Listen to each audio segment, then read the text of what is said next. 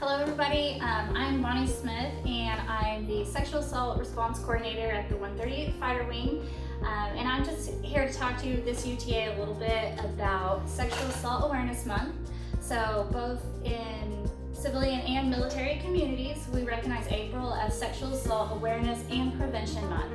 And it's really designed just as an opportunity for us to continue to have conversations, raise awareness about sexual assault, and address some of the issues that go on both in the military and civilian community. We're going to talk a little bit about the reporting options that are available to victims, and also just give you some contact information for the SAPR office in case you have any questions. So also just watch your email over the month. We're going to be addressing issues such as prevention of sexual assault, what to do if you're aware that a sexual assault has taken place, and lastly, the resources that are available to victims.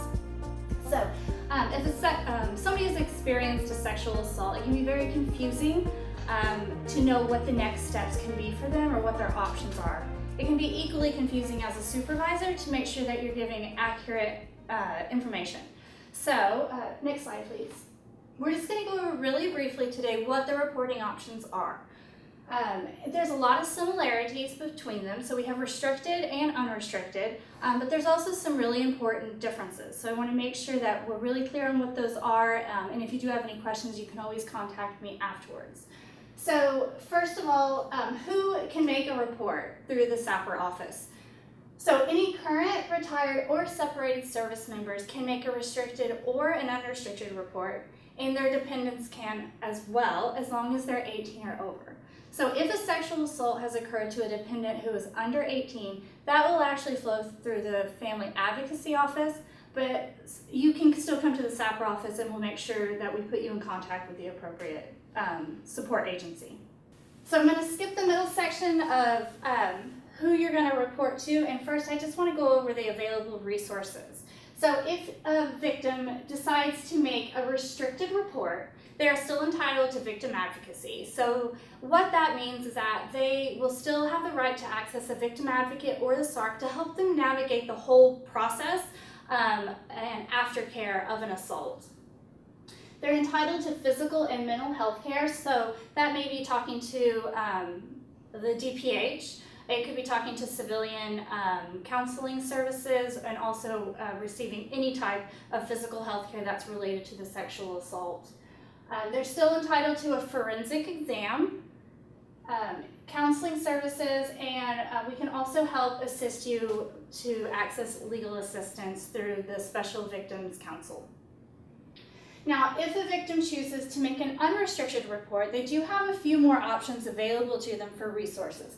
So they'll get access to all of the support services as a restricted report, but also we're going to add in that an investigation will take place, and that's really the opportunity to hold the perpetrator accountable.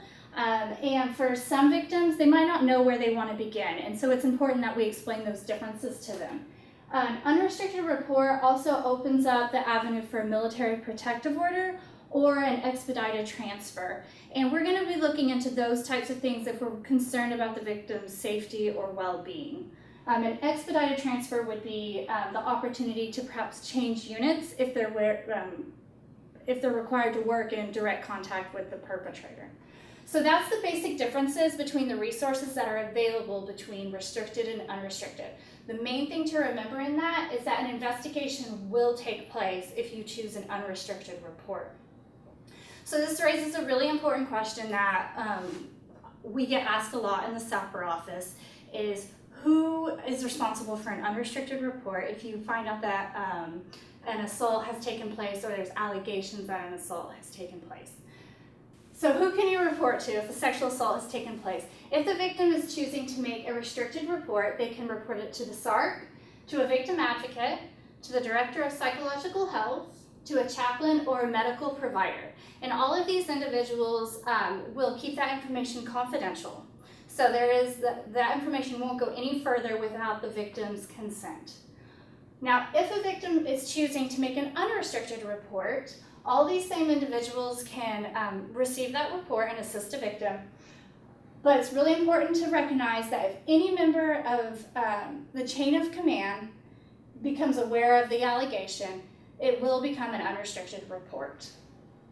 And also if any law enforcement individuals are notified, that is also unrestricted.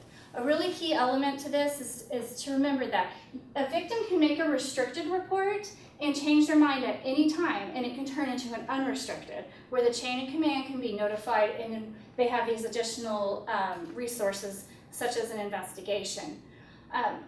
The same cannot be said of an unrestricted. So if somebody comes forward and wants to make an unrestricted report, they cannot change their mind to restricted. It's kind of like once you've opened that bag, you can't really close it again.